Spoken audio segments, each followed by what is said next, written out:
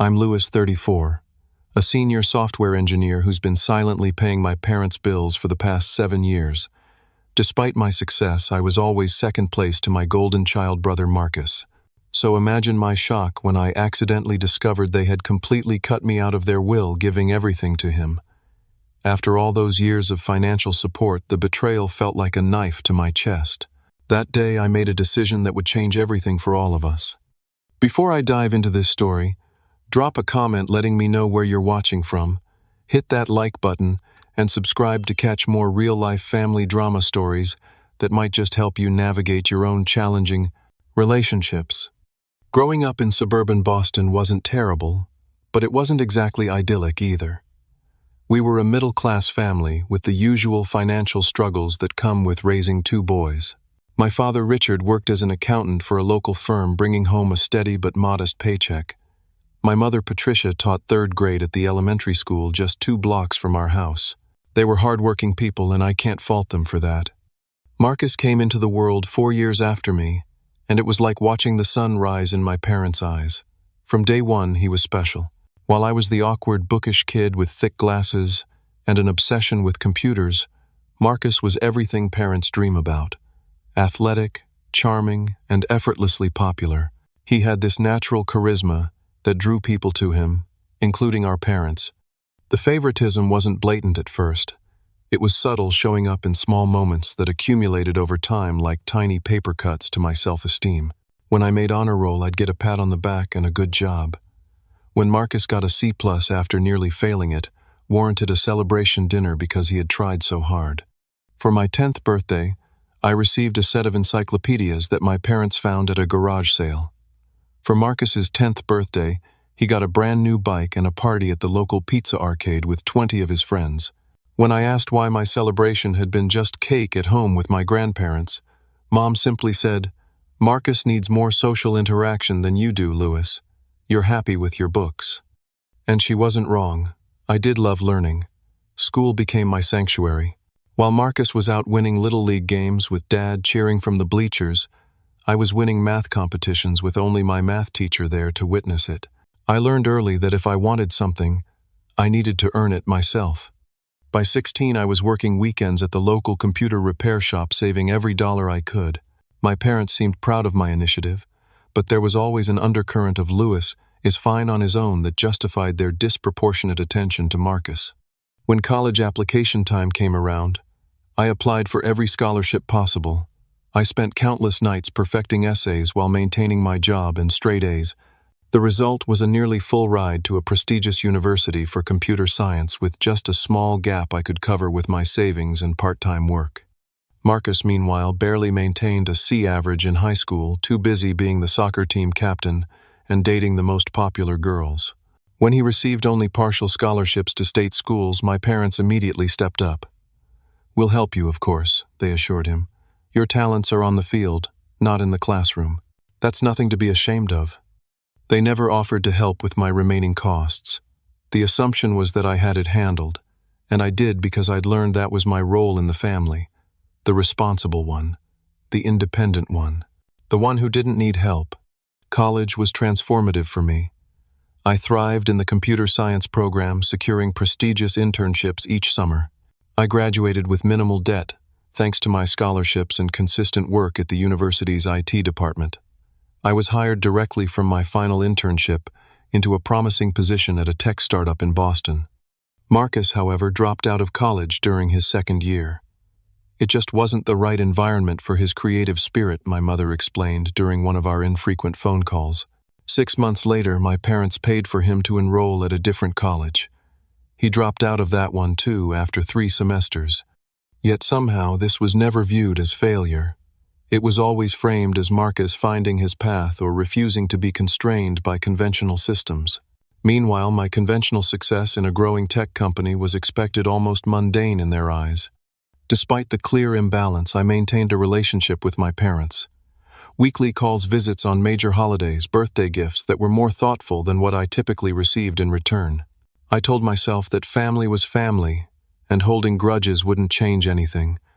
Besides, I was doing well. Really well, actually. And there was a small part of me that still hoped my achievements might someday earn the same enthusiasm they showed for Marcus's simple participation in life. That hope, as I would learn over the following years, was as naive as believing a houseplant might suddenly start speaking if you just watered it enough. The years after college were a period of rapid growth for my career. The tech startup where I began had innovative ideas but shaky execution. I quickly became valuable by solving problems no one else could tackle. 3 promotions in 4 years had me leading a development team by the age of 26. When a major tech company in Seattle headhunted me for a senior position with nearly double my salary, I took the leap. The move across the country was both physically and symbolically significant. I was building my own life, thousands of miles from the family dynamics that had shaped my early years. Seattle suited me. I rented a modern apartment downtown with views of Puget Sound, but I lived well below my means. My parents had never taught me about investing or financial planning. Those conversations were considered too boring for family dinners, so I educated myself. I read books, took courses, consulted with financial advisors, and implemented a disciplined investment strategy. By 30, I had purchased a 3-bedroom house in a desirable neighborhood, built a diversified investment portfolio, and was on track for early retirement if I chose that path. My life wasn't flashy, but it was secure and steadily advancing toward my goals. Meanwhile, back in Boston, Marcus had established a pattern that would continue for years. He would get enthusiastic about a job work there for 6 to 8 months, then quit because his talents weren't being recognized or there was no room for advancement. He briefly sold real estate, worked at a friend's marketing agency, tried being a personal trainer, and even spent a summer as a bartender on Cape Cod. Between these jobs were periods of unemployment where he lived with our parents rent-free. When he did have income, he spent it on designer clothes, weekend trips, and leasing luxury cars he couldn't afford. My parents enabled this behavior, always providing a safety net that prevented Marcus from experiencing the natural consequences of his choices. "Your brother is a free spirit," Mom would say during our phone calls. "Not everyone is meant to follow the conventional path like you did, Lewis." Dad was more direct. "Marcus has vision. He just hasn't found the right opportunity to showcase his talents." Despite the distance, I maintained my relationship with them. Every Christmas, I flew back to Boston, staying in a hotel rather than my old bedroom, which had been converted into a home gym that Marcus rarely used. Each visit followed the same pattern. Mom would fuss over how thin I looked. I wasn't.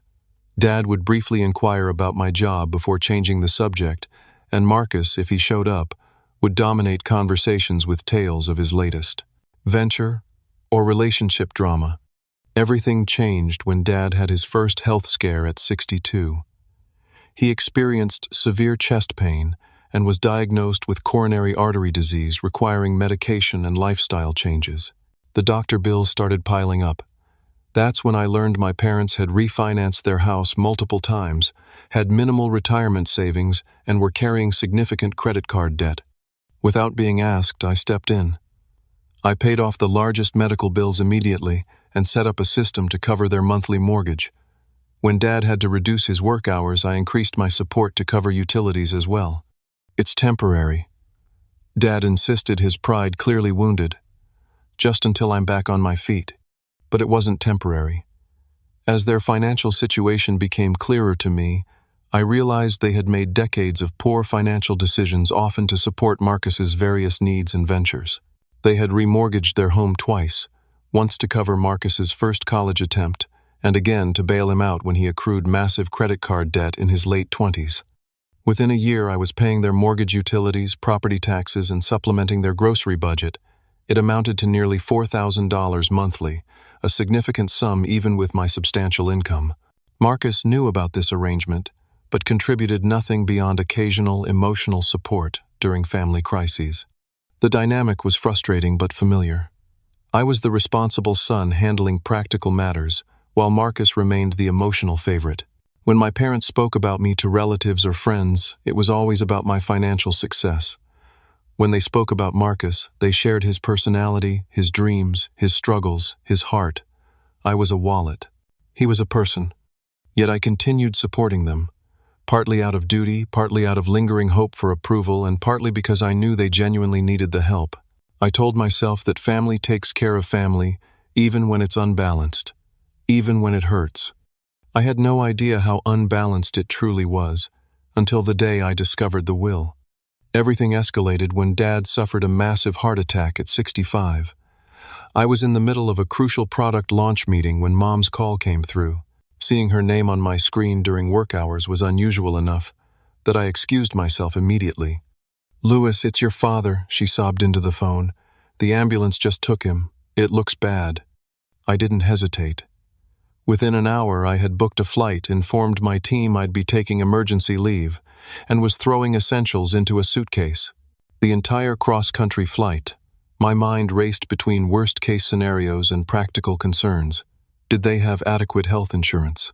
Was Dad's life insurance policy still active? Who would handle things if he didn't? Make it. When I arrived at the hospital, Mom was alone in the waiting room, looking suddenly much older than her 63 years. Dad was in surgery, an emergency triple bypass. I asked about Marcus. "I called him right after you," she said. "He's very upset. He'll be here as soon as he can." Marcus arrived 5 hours later, by which time Dad was out of surgery and in recovery. He burst into the room dramatically, tears streaming down his face, making the moment about his emotional reaction rather than Dad's condition. Mom immediately comforted him while I spoke with the doctors about post-operative care and recovery expectations. The following days established a pattern. I handled insurance paperwork, coordinated with doctors, arranged for home care equipment, and researched cardiac rehabilitation programs. Marcus provided emotional support, bringing Mom homemade soup and sitting by Dad's bedside telling jokes and stories that lifted his spirits. Both roles were necessary, but only one received constant appreciation. "Your brother has been our rock through this," Mom told me, apparently forgetting who had flown 3,000 miles on a moment's notice and was handling every practical aspect of the crisis. As Dad recovered, I extended my leave from work. During this time, I gained access to their financial records to deal with medical bills and was horrified by what I found. Their mortgage had a balloon payment coming due. They had 3 credit cards near their limits. Dad's retirement account had been partially liquidated recently, with penalty, 2,000, for reasons neither of them would clearly explain. I arranged a meeting with a financial advisor friend who specialized in retirement planning. The picture he painted was bleak. They had nowhere near enough saved for retirement, especially considering Dad would need to fully retire given his health condition. Their fixed income from Social Security and Dad's modest pension would cover less than 60% of their monthly expenses. "Have you been helping them financially already?" James, the advisor, asked. When I explained the extent of my support, he frowned. "That's not sustainable long-term, Louis. Not for them, and not for you." But what was the alternative? Let them lose their home. Watch them struggle to afford Dad's medications. After careful consideration, I made a decision that seemed right at the time. I would take over their major expenses permanently. I set up automatic payments for their mortgage, utilities, and property taxes. I established a monthly transfer to their checking account for medications and daily expenses. All told, my financial commitment increased to $4,000 monthly. "This is temporary," I assured them, though I knew it likely wasn't. "Just until you get back on your feet." Dad looked relieved but embarrassed. Mom cried and hugged me. "You've always been so practical, Louis. Such a good provider. Not such a good son, or we're so proud of you. Just an acknowledgement of my function, my utility." I extended my stay for 3 weeks to get everything organized before returning to Seattle. The day before my departure, Marcus finally showed up again, having been mostly absent since his initial emotional hospital visit. He brought takeout dinner and entertained everyone with stories about a potential business opportunity he was exploring. "It could be big," he said, eyes alight with excitement. "Really big." Mom and Dad were captivated, asking questions, offering suggestions, fully engaged. No one mentioned my impending departure or the financial arrangements I'd made to secure their future. That night in my hotel room, I felt the full emotional toll of the situation. I was shouldering enormous responsibility with minimal appreciation. I was treated as a financial resource rather than a son deserving of the same emotional investment they gave Marcus. Yet I continued telling myself this was simply my role in the family. I flew back to Seattle the next day, immediately diving back into work to catch up on everything I'd missed. Life resumed its pattern, but with a significant portion of my income now permanently directed toward my parents' survival. The resentment grew quietly like mold in a dark corner, unseen but steadily spreading. I didn't acknowledge it even to myself. I just did what needed to be done month after month because that's who I had always been in our family. The responsible one, the provider, the human ATM. Until Marcus's next brilliant idea changed everything.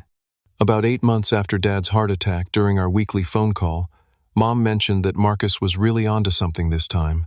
Her voice had that familiar, excited quality it always took on when discussing my brother's latest ventures. He's starting a luxury boat touring company, she gushed. Taking people around the harbor, sunset cruises, private events. He says it's an untapped market in our area. I made appropriate interested noises while mentally calculating the startup costs for such a business. Boats, insurance, licensing, marketing, staff. The numbers were substantial. He's got it all figured out.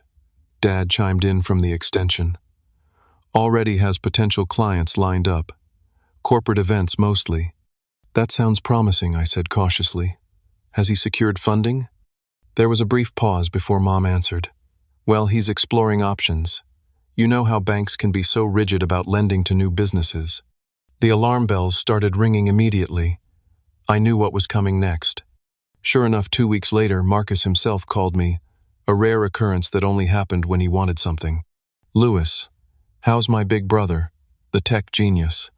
His voice was overly enthusiastic, the charm turned up to maximum level. We exchanged brief pleasantries before he got to the point. So Mom and Dad probably told you about my new business venture. It's going to be incredible, man. I've done all the research. The ROI in the first year alone could be 50% or more. Marcus had a talent for picking up business terminology and deploying it convincingly without necessarily understanding the underlying concepts. That's an aggressive projection for a new business, I replied carefully. That's because most people think small. I've got connections, Louis. People who want to book already. I just need the startup capital. He paused for effect. Mom and Dad are considering helping me out. Helping how I asked, though I already knew. They've got equity in the house. They could take out another mortgage. It would be an investment, not a gift. I'd pay them back with interest. Just as he'd never paid back the previous loans. Just as he'd never repaid them for the 2 college attempts they'd funded. Just as he'd never contributed to their expenses despite living with them rent-free for significant portions of his adult life. Marcus, they can't afford another mortgage. Dad's still recovering, they're on a fixed income and the house payment is already tight. I didn't mention that I was the one making that payment. That's the beauty of it, Louis. Once the business takes off, I'd pay off their entire mortgage. They could retire completely worry-free. It's a win-win. I spent the next hour trying to reason with him, explaining the risks, the reality of business failure rates, and our parents' precarious financial position. He dismissed every concern with the unshakable confidence of someone who had never faced real consequences for failure. The conversation ended with him annoyed, and me worried enough to book a flight to Boston for the following weekend. I needed to see exactly what was happening. The tension was palpable, the moment I walked into my parents' house for an impromptu family dinner. Marcus was there uncharacteristically dressed in business casual attire instead of his usual trendy clothes. He had printouts of harbor maps, boat specifications, and a crudely formatted business plan. Mom had prepared all my childhood favorites, pot roast mashed potatoes, green bean casserole, clearly an attempt to soften whatever confrontation she anticipated. Through appetizers and main course, the conversation remained superficial. Weather, sports, local gossip. No one mentioned boats or mortgages or investments. But when Mom served coffee and pie, Marcus cleared his throat. I wanted everyone together to discuss the business opportunity he announced. Louis, I know you have concerns, but I've worked out all the details. He launched into a presentation that was equal parts fantasy and misunderstood business concepts. The revenue projections were wildly optimistic. The expense estimates were suspiciously low. The marketing plan consisted mainly of word of mouth and social media. When he finished, my parents were beaming with pride. "We've discussed it," Dad said, "and we're going to help Marcus get this off the ground. It's an investment in his future." "And our retirement," Mom added quickly, perhaps sensing my objection forming. "Marcus will be able to take care of us once this takes off." I took a deep breath. "How much are you planning to invest?" Dad looked uncomfortable. "We can take out $150,000 from the house. The equity is there. $150,000. More than 3 years of the mortgage payments I'd been making. Money they didn't have secured against the house I was paying for. That's not an investment, that's gambling with your financial security," I said, trying to keep my voice level. "What happens if the business fails?" "Why do you always assume I'll fail?" Marcus snapped. "Because historically that's what happens," I responded, harsher than I intended. "Name one venture you've started that's still operating." Marcus's face flushed. "This is different. I've matured. I've done the research." "Your research is superficial at best. Have you calculated insurance costs, licensing staff salaries, boat maintenance, fuel costs, docking fees?" I pointed to his business plan. "None of that is adequately addressed here. Not everyone approaches things with spreadsheets and worst-case scenarios," Mom interjected. "Sometimes you need faith in people." "This isn't about faith. It's about math." I turned to Dad. "You're an accountant. You know these numbers don't add up." Dad looked uncomfortable. "Sometimes you have to take risks in business. Risks based on solid planning, not wishful thinking," I countered. The conversation deteriorated from there. Marcus accused me of always undermining him. Mom said I was being unnecessarily negative. Dad sat silently, looking torn. Finally, after Marcus dramatically claimed I was trying to sabotage his one chance at success, Mom delivered the line that made me snap. "Louis, you just don't understand family loyalty. Not everyone can be perfect like you with your fancy job and your perfect life. Some of us need support to succeed." I stood up so abruptly my chair nearly toppled. "Family loyalty. I've been paying your mortgage for years. I cover your utilities, your property taxes, most of your living expenses. Where's the loyalty to me in this decision?" The room went silent. We never openly discussed my financial support. It was the elephant in the room, acknowledged in private thanks, but never in family conversations. "That's different," Mom finally said. "You can afford it. So because I worked hard and made good choices, I'm obligated to fund everyone else's bad ones." I grabbed my coat. "I need some air." I walked out without another word, spending the night in my hotel instead of the guest room. The next morning I flew back to Seattle a day early, too angry to attempt further discussion. But the situation nagged at me. Despite my anger, I genuinely didn't want my parents to make a catastrophic financial mistake. So I spent the next week researching the luxury boat tour market in Boston Harbor, creating a detailed analysis of startup costs, operational expenses, competitive landscape, and realistic revenue projections. The conclusion was clear: the business had less than a 20% chance of survival beyond the first year, even with perfect execution. The initial investment required was closer to $250,000, not $150,000. The seasonal nature of the business in Boston's climate meant cash flow would be extremely problematic. I compiled everything into a comprehensive report and emailed it to my parents with a gentle but firm cover note, explaining my concerns came from love, not a desire to undermine Marcus. Dad replied with a short message. "We appreciate your thoroughness, but sometimes numbers don't tell the whole story." Mom didn't respond at all. Marcus sent a text that simply read, "Always the know-it-all. This is why people find you insufferable." I decided to step back. I'd done what I could. They were adults making their own decisions, however foolish. I continued paying their bills, but emotionally detached from the situation. Our weekly calls became shorter and more superficial. 6 months passed. I heard nothing about boat tours or business loans. I assumed my intervention had worked, or perhaps Marcus had moved on to a new scheme.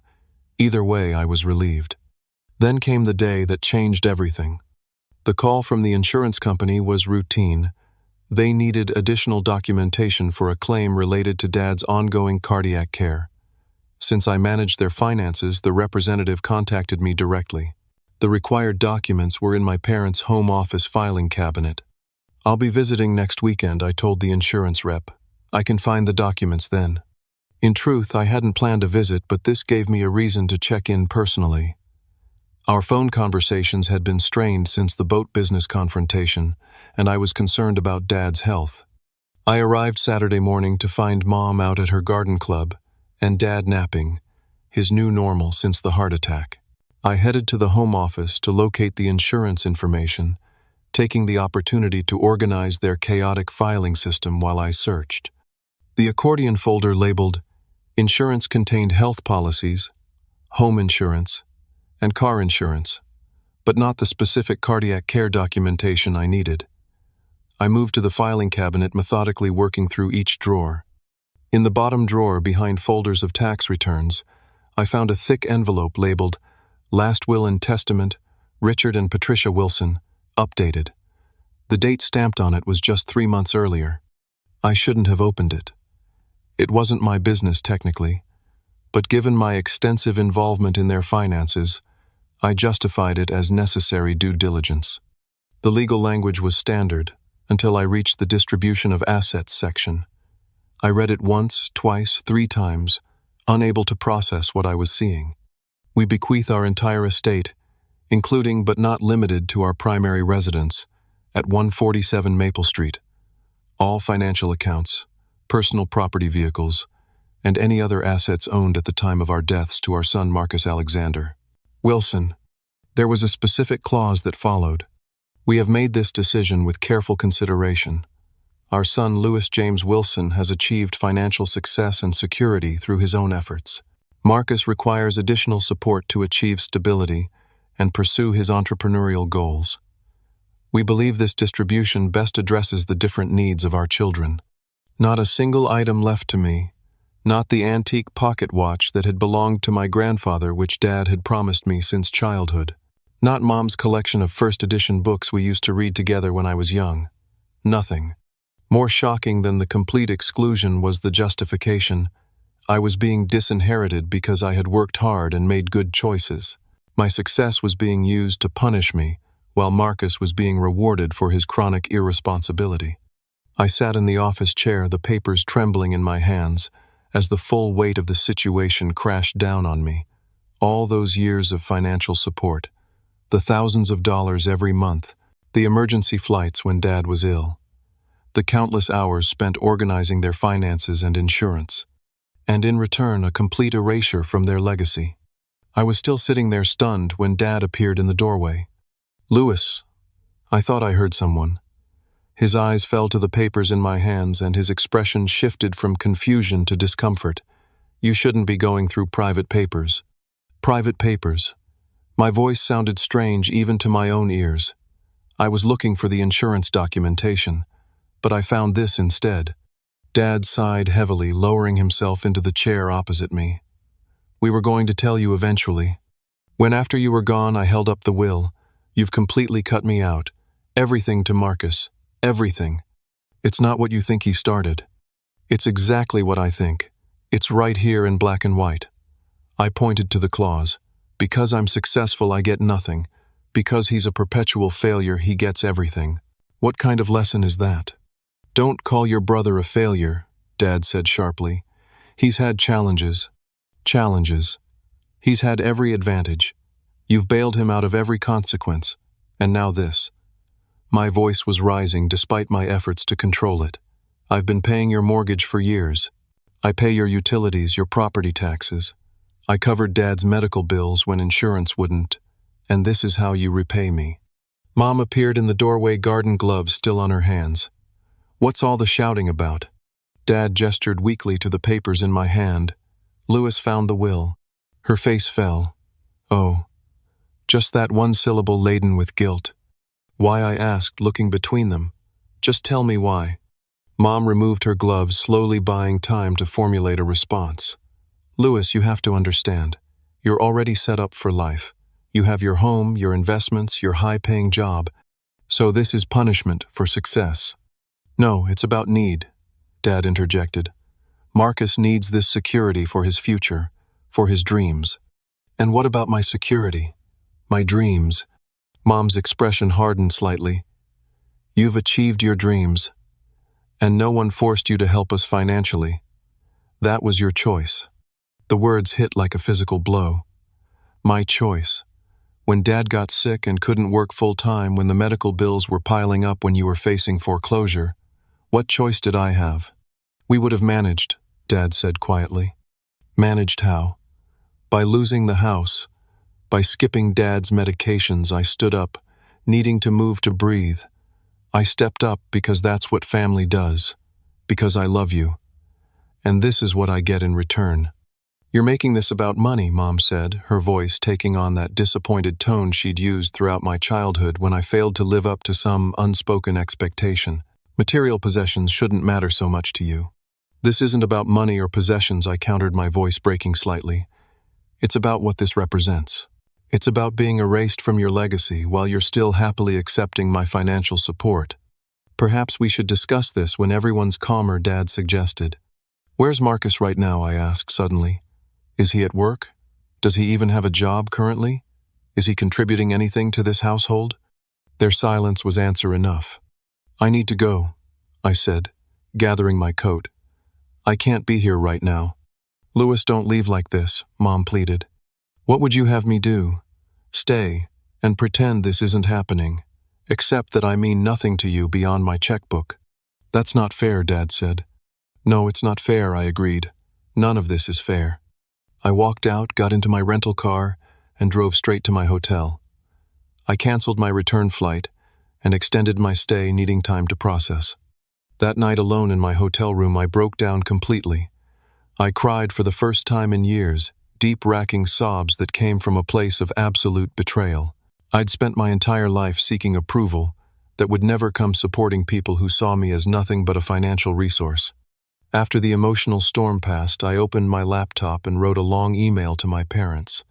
I detailed every sacrifice I'd made, every bill I'd paid, every emergency I'd handled. I explained that the will wasn't about money, but about what it symbolized: their values, their love, their vision of family. The response came the next morning. A brief note from Mom. "We're sorry you're hurt. We never meant to make you feel undervalued. Perhaps we should all take some time to cool down before discussing this further. We love you, Louis." No acknowledgement of my points, no reconsideration of their decision, just a dismissal of my feelings as temporary emotional overreaction. Marcus texted later that day, "Mom and Dad are really upset. Why do you always have to make everything about you?" I checked out of the hotel and flew back to Seattle that afternoon, my mind racing with thoughts and emotions I couldn't begin to sort through. The betrayal cut deeper than I could have imagined, and for the first time I began to question everything about our family dynamic and my role in it. Something had to change. I just didn't know what or how, or if I had the strength to do it. Back in Seattle, I fell into a routine of work and solitude, avoiding my parents' calls and responding to texts with brief, non-committal replies. The monthly transfers for their bills continued automatically. I wasn't yet ready to make any drastic decisions. After 3 weeks of this emotional limbo, I finally reached out to a therapist, Dr.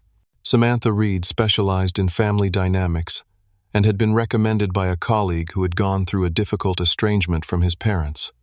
In our first session, I laid out the whole story from childhood to the will discovery. Dr. Reed listened attentively, occasionally asking clarifying questions.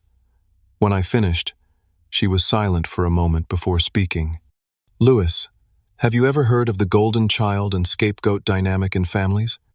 I hadn't, but as she explained the concept, countless memories clicked into place like puzzle pieces, finally finding their proper position. The uneven expectations, the different standards of behavior, the constant justifications for Marcus's failures, and the minimizing of my successes.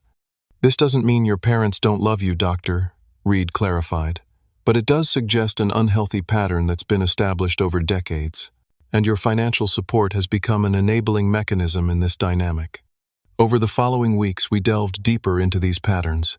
I began to see how my financial support wasn't actually helping anyone. It was maintaining a toxic status quo that kept my parents dependent and Marcus irresponsible. Concurrently, I consulted with my financial advisor, James, who had originally flagged the unsustainability of my support arrangement.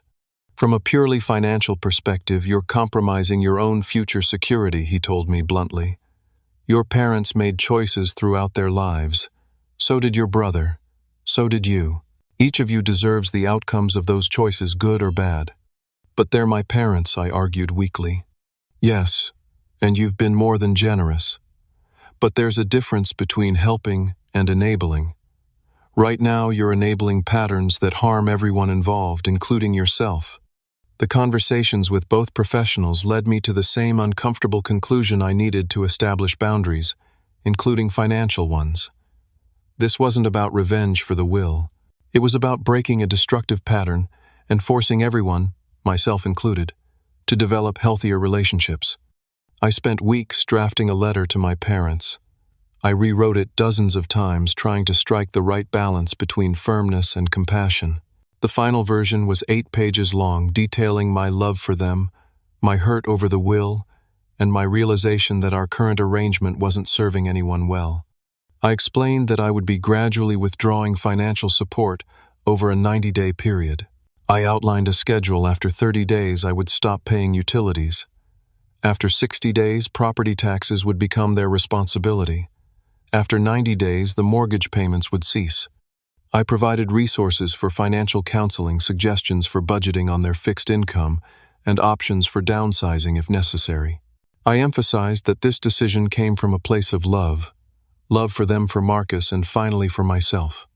I sent the letter via certified mail to ensure delivery and followed up with an email containing the same information. Then I waited.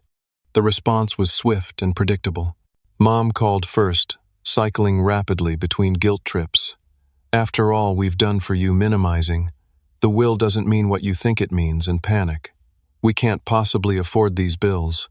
Dad's approach was more direct. This feels like punishment, Lewis. Is that what you're trying to do? Punish us for the will? I remained calm during these conversations, repeating the same points from my letter. This isn't punishment. It's a necessary restructuring of our relationship. You have options. You can ask Marcus to help. You can downsize. You can create a budget that works with your actual income. Marcus's reaction was the most volatile. He called late one night, clearly having had a few drinks. You're abandoning them, he slurred. What kind of son does that? They're old, Lewis. They need help. Yes, they do need help, I agreed. And you're welcome to provide it. You know I can't afford what you can. Then help within your means. That's all anyone can do. This is about the will, isn't it? You're so petty. I sighed. No, Marcus. The will was just what finally made me see the bigger picture. This is about creating healthy boundaries for all of us. He hung up on me. The first 30 days passed quickly.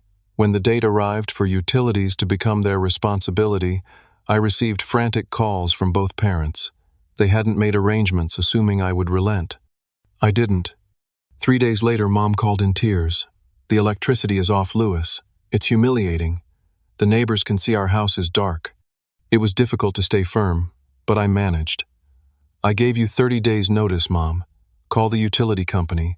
They'll work out a payment plan to turn it back on. We don't have the money right now. Then call Marcus, I suggested gently, or consider the options I outlined in my letter. She hung up and I sat in my living room feeling simultaneously terrible and liberated. The guilt was overwhelming, but beneath it was a sense that this necessary pain was the only way forward. Dad called the next day to inform me the utilities were back on. He didn't explain how they'd managed it, and I didn't ask. Our conversation was brief and strained. As the 60-day mark approached, the property tax bill came due. This time they were better prepared. They sold one of their cars, the newer one that they rarely used, and liquidated a small antique collection Dad had inherited from his uncle. The 90-day deadline for the mortgage loomed largest. I received increasingly desperate messages as it approached. We'll lose the house, Lewis. We're too old to qualify for a new mortgage. Where will we live? I maintained my position, though it cost me many sleepless nights. You have options. I outlined them in my letter. 2 weeks before the mortgage deadline, the most surprising call came from Marcus. I've been helping them look at apartments, he said, his voice uncharacteristically subdued. There's a senior living complex not far from their current place.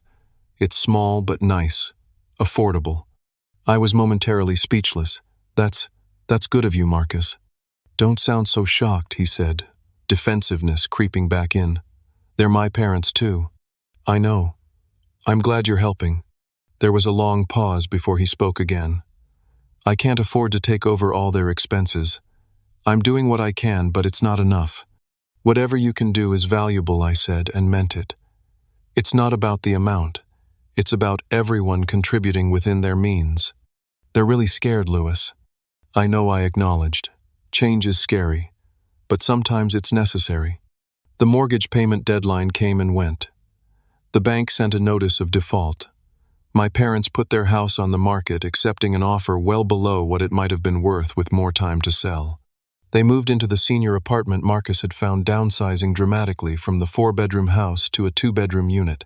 Dad called to tell me they were settled, his voice carrying a mixture of resignation and relief. It's actually nice not having all that space to maintain, he admitted. And the monthly costs are something we can manage with our Social Security and my pension. I'm glad to hear that, Dad. Marcus has been helping with the moving and getting us set up. A pause. He's been sleeping on our couch 3 nights a week to help your mother adjust. I recognized the implied comparison, but chose not to engage with it. That's good of him. Throughout these months, I continued my therapy sessions. Dr. Reed helped me navigate the complex emotions, the guilt that threatened to drown me some days, the anger that flared unexpectedly, the grief for the family relationship I had always wanted but never truly had. Setting boundaries isn't the same as cutting ties, she reminded me. You're redefining the relationship, not ending it. And slowly, painfully, that's what was happening. Our family dynamic was being forcibly reconstructed like a broken bone that needs to be reset to heal properly. The process was agonizing for everyone, but underneath the pain, I could sense the possibility of something healthier emerging. 6 months after my decision to stop financial support, I was different. I was sleeping better. I had started dating again after years of focusing solely on work and family obligations. I had even begun volunteering at a financial literacy program for teenagers, using my experience to help young people avoid the patterns I had seen destroy my family's security. The relationship with my parents remained strained, but was evolving. We spoke every couple of weeks, our conversations careful but increasingly authentic. They never mentioned changing their will, and I never asked. That wasn't the point anymore. As for Marcus, our interactions were minimal but civil. He had surprisingly stepped up in ways I hadn't anticipated. He was providing more consistent emotional support to our parents, and had even taken a stable job at a friend's construction company to help contribute financially to their new living situation. It wasn't the family I had imagined or hoped for, but it was perhaps for the first time a family based on reality rather than dysfunction. And in that reality, I was finally finding a measure of peace. 1 year after I discovered the will, I returned to Boston for a visit, not to my parents' house, that had been sold months ago, but to their new apartment in the senior living complex. The visit was my idea, suggested during a phone call that had felt less tense than previous conversations. The complex was pleasant, clean, well-maintained, with community spaces where residents gathered for activities. Mom had joined a book club. Dad played chess twice weekly with a retired professor from Boston College. Their apartment was small but thoughtfully arranged with familiar furniture and photos, creating continuity with their previous life. Our reunion was awkward at first. Hesitant hugs, careful small talk, the weight of unresolved issues hovering in the background. But as the weekend progressed, something shifted. Perhaps it was the neutral territory away from the house that had been the setting for so much family drama. Perhaps it was the year of distance that had given everyone perspective. Over dinner the second night, Dad cleared his throat and addressed the elephant in the room. Lewis, we've been doing a lot of thinking this past year. About family, about choices. He glanced at Mom, who nodded encouragingly. We didn't handle things well. The will, your support, any of it. We got comfortable with you taking care of everything, Mom added. It became expected rather than appreciated. That wasn't fair to you. I was stunned by this acknowledgement. Thank you for saying that. The truth is, Dad continued, we enabled Marcus for years. We thought we were helping him, but we were actually preventing him from growing up. The same way we let ourselves become dependent on you. Marcus seems to be doing better now, I offered. Mom nodded. He is. Having to step up has been good for him. He's more responsible, more consistent. He still has his dreams, but he's learning to work toward them rather than expecting them to just happen. And we're better too, Dad said. Living within our means. It's simpler, but there's less stress. There was a long pause before Mom reached across the table and took my hand. We're sorry, Louis, truly sorry, for taking you for granted, for not seeing how our choices affected you. The apology I'd wanted for so long finally arrived, and surprisingly it didn't feel as momentous as I'd imagined. Perhaps because I'd already begun healing without it. Still, it was meaningful. I appreciate that I said sincerely. I'm sorry too for how abruptly I withdrew support. I could have handled it differently. You gave us plenty of notice, Dad countered. We just didn't want to face reality. We talked for hours that evening more honestly than we ever had before. They shared their fears about aging and dependency. I spoke about my resentment and my therapy journey. No one mentioned the will directly. That wound was still too fresh, but its presence was acknowledged in our broader discussion of family dynamics. The weekend visit didn't magically resolve everything, but it was a beginning, a foundation for something new and potentially healthier. In the months that followed, I reconnected with my father's sister, Aunt Elaine, who had experienced her own complicated relationship with my parents. She had distanced herself years ago after conflicts similar to mine, feeling unappreciated, taken for granted, held to different standards than her brother. It took me years to realize I couldn't change them, she told me during a visit to Seattle. I could only change how I responded to them. Her perspective was invaluable. She understood the family patterns from the inside but had the distance to see them clearly. The hardest lesson, she said, is learning that love doesn't mean sacrificing your well-being for people who won't do the same for you. My relationship with Marcus remained complicated. We spoke occasionally, mainly about our parents. There was less hostility between us, more of an uneasy truce. During one conversation, he surprised me with an admission. I was jealous of you growing up, he said. Everyone thought you had it easy because you were smart, but I saw how hard you worked, how nothing was ever good enough for them. And I was jealous of how effortlessly you won their approval, I countered. Not approval, attention, he clarified. There's a difference. It was a moment of unexpected connection. A glimpse of the brother relationship we might have had without the toxic family dynamics that had pitted us against each other. 2 years after my financial separation from my parents, I received an unexpected envelope in the mail. Inside was a legal document, an amendment to their will. They had revised their estate plan to divide their modest remaining assets equally between Marcus and me. Attached was a note from Mom. This isn't about the money.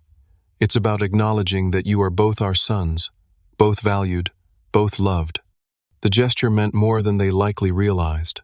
Not because I needed or wanted their assets, but because it represented a fundamental shift in their thinking, a recognition of the imbalance that had defined our family for decades. My own life had transformed during these 2 years as well.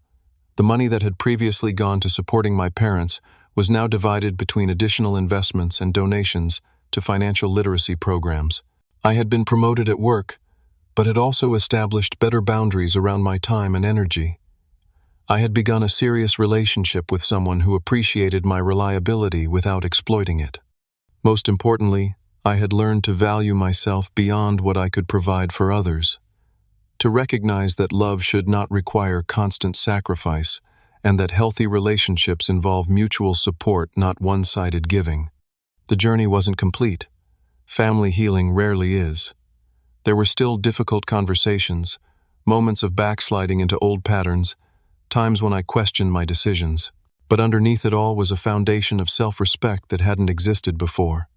A certainty that I deserved to be valued for who I was, not just what I could provide. The last time I visited my parents, something remarkable happened. As I was preparing to leave for the airport, Dad pulled me aside.